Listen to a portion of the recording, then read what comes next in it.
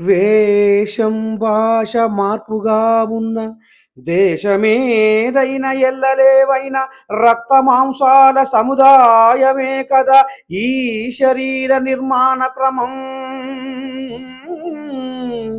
అంతేనా? ఇదంతా నీ సృష్టే కదా.